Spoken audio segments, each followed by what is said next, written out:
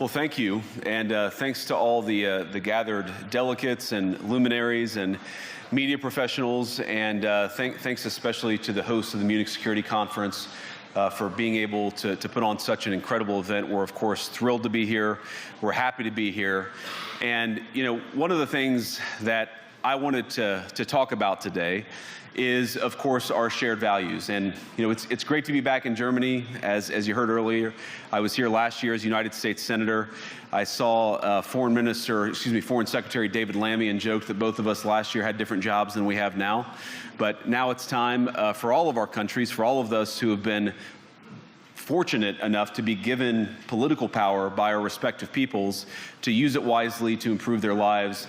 And I want to say that, you know, I was fortunate in my time here to spend some time outside the walls of this conference over the last 24 hours. And I've been so impressed by the hospitality of the people, even as, of course, as they're reeling from yesterday's horrendous attack. And the first time I was ever in Munich was with my wife, actually, who's here with me today, on a personal trip. And I've always loved the city of Munich, and I've always loved its people.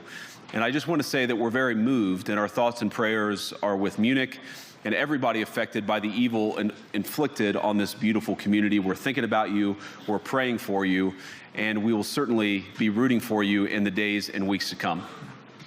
Now, thank you.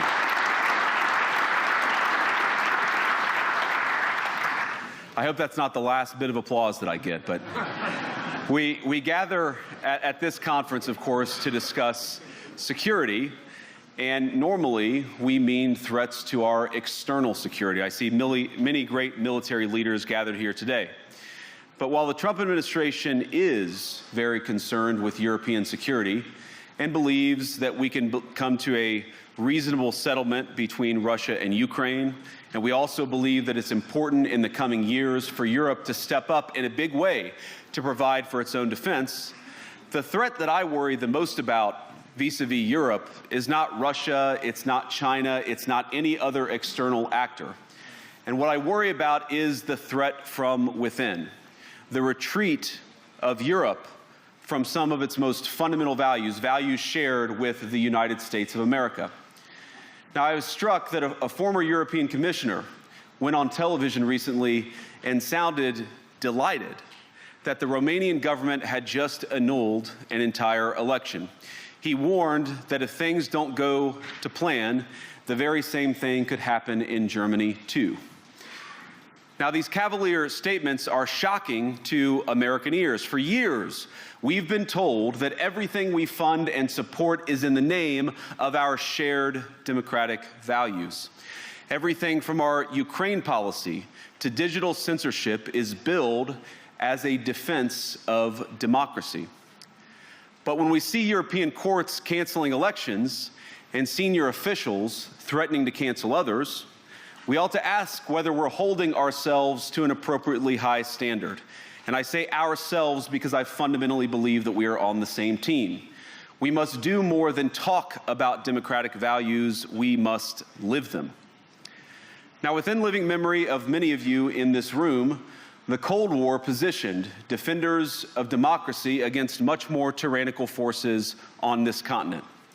And consider the side in that fight that censored dissidents, that closed churches, that canceled elections. Were they the good guys? Certainly not. And thank God they lost the Cold War. They lost because they neither valued nor respected all of the extraordinary blessings of liberty. The freedom to surprise, to make mistakes, to invent, to build. As it turns out, you can't mandate innovation or creativity, just as you can't force people what to think, what to feel, or what to believe. And we believe those things are certainly connected. And unfortunately, when I look at Europe today, it's sometimes not so clear what happened to some of the Cold War's winners. I look to Brussels, where EU commissars warn citizens that they intend to shut down social media during times of civil unrest the moment they spot what they've judged to be, quote, hateful content. Or to this very country, where police have carried out raids against citizens suspected of posting anti-feminist comments online as part of, quote, combating misogyny on the internet, a day of action. I look to Sweden, where 2 weeks ago the government convicted a Christian activist for participating in Koran burnings that resulted in his friend's murder. And as the judge in his case chillingly noted, Sweden's laws to supposedly protect free expression do not, in fact, grant, and I'm quoting, a free pass to do or say anything without risking offending the group that holds that belief. And perhaps most concerningly, I look to our very dear friends, the United Kingdom, where the backslide away from conscience rights has placed the basic liberties of religious Britons in particular in the crosshairs. A little over 2 years ago, the British government charged Adam Smith Connor, a 51-year-old physiotherapist and an Army veteran, with the heinous crime of standing 50 meters from an abortion clinic and silently praying for 3 minutes. Not obstructing anyone, not interacting with anyone, just silently praying on his own. And after British law enforcement spotted him and demanded to know what he was praying for, Adam replied simply, it was on behalf of the unborn son he and his former girlfriend had aborted years before. Now, the officers were not moved. Adam was found guilty of breaking the government's new buffer zones law, which criminalizes silent prayer and other actions that could influence a person's decision within 200 meters of an abortion facility. He was sentenced to pay thousands of pounds in legal costs to the prosecution. Now, I wish I could say that this was a fluke, a one-off crazy example of a badly written law being enacted against a single person, but no. This last October, just a few months ago, the Scottish government began distributing letters to citizens whose houses lay within so-called safe access zones, warning them that even private prayer within their own homes may amount to breaking the law. Naturally, the government urged readers to report any fellow citizens suspected guilty of thought crime. In Britain and across Europe, free speech, I fear, is in retreat. And in the interest of comedy, my friends, but also in the interest of truth, I will admit that sometimes the loudest voices for censorship have come not from within Europe, but from within my own country, where the prior administration threatened and bullied social media companies to censor so-called misinformation. Misinformation like, for example, the idea that coronavirus had likely leaked from a laboratory in China. Our own government encouraged private companies to silence people who dared to utter what turned out to be an obvious truth. So I come here today not just with an observation, but with an offer. And just as the Biden administration seemed desperate to silence people for speaking their minds, so the Trump administration will do precisely the opposite, and I hope that we can work together on that. In Washington, there is a new sheriff in town, and under Donald Trump's leadership, we may disagree with your views, but we will fight to defend your right to offer it in the public square, agree or disagree.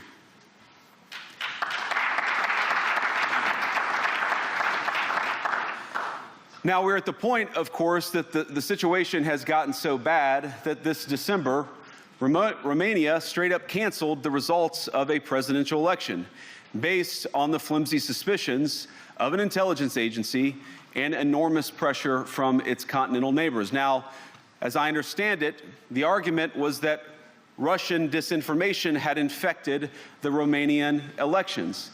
But I'd ask my European friends to have some perspective.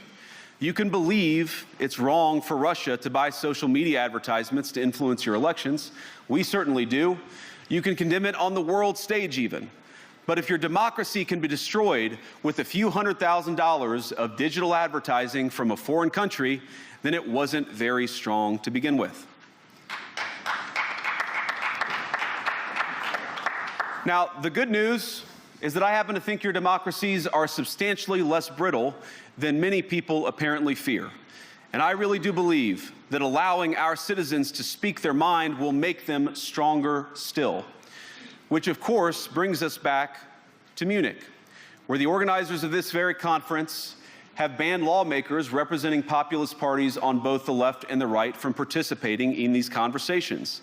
Now again, we don't have to agree with everything or anything that people say, but when political leaders represent an important constituency, it is incumbent upon us to at least participate in dialogue with them.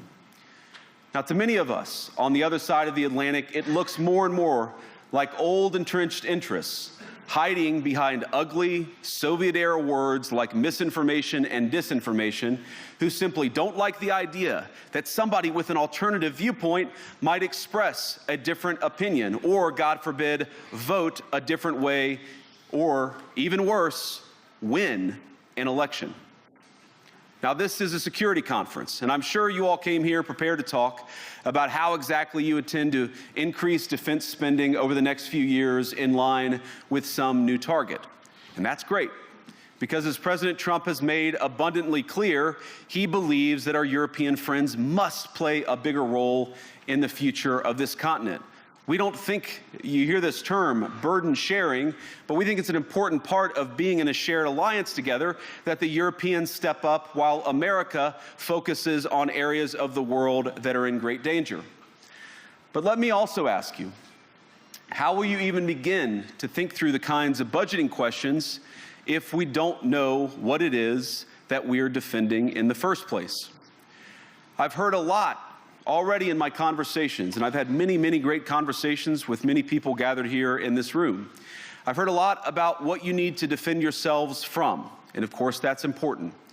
But what has seemed a little bit less clear to me, and certainly I think to many of the citizens of Europe, is what exactly it is that you're defending yourselves for. What is the positive vision that animates this shared security compact that we all believe is so important? And I believe deeply that there is no security if you are afraid of the voices, the opinions, and the conscience that guide your very own people. Europe faces many challenges, but the crisis this continent faces right now, the crisis I believe we all face together, is one of our own making. If you're running in fear of your own voters, there is nothing America can do for you. Nor, for that matter, is there anything that you can do for the American people who elected me and elected President Trump. You need democratic mandates to accomplish anything of value in the coming years. Have we learned nothing that thin mandates produce unstable results? But there is so much of value that can be accomplished with the kind of democratic mandate that I think will come from being more responsive to the voices of your citizens. If you're going to enjoy competitive economies, if you're going to enjoy affordable energy and secure supply chains, then you need mandates to govern, because you have to make difficult choices to enjoy all of these things. And of course, we know that very well in America. You cannot win a democratic mandate by censoring your opponents or putting them in jail, whether that's the leader of the opposition, a humble Christian praying in her own home, or a journalist trying to report the news. Nor can you win one by disregarding your basic electorate on questions like who gets to be a part of our shared society. And of all the pressing challenges that the nations represented here face, I believe there is nothing more urgent than mass migration.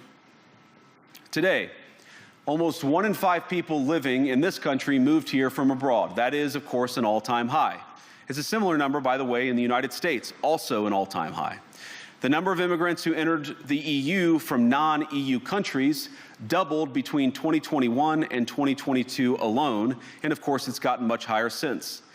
And we know this situation, it didn't materialize in a vacuum. It's the result of a series of conscious decisions made by politicians all over the continent and others across the world over the span of a decade. We saw the horrors wrought by these decisions yesterday in this very city.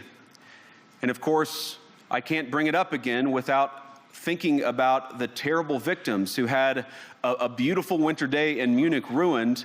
Our thoughts and prayers are with them and will remain with them. But why did this happen in the first place? It's a terrible story, but it's one we've heard way too many times in Europe and unfortunately too many times in the United States as well.